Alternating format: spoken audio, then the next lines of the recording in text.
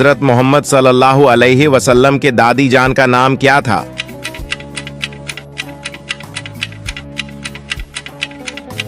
सही जवाब है फातिमा बिनते अमरो। हजरत मोहम्मद सल्लल्लाहु अलैहि वसल्लम के नानी जान का नाम क्या था?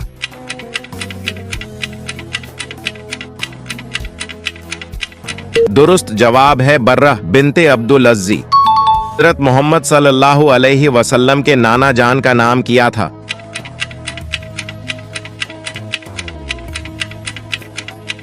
सही जवाब है वहब बिन अब्द मनाफ।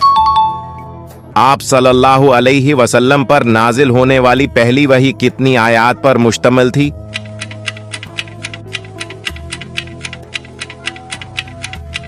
सही जवाब है 5 आयात पर। हजरत मोहम्मद सल्लल्लाहु अलैहि वसल्लम कौन से शहर में पैदा हुए?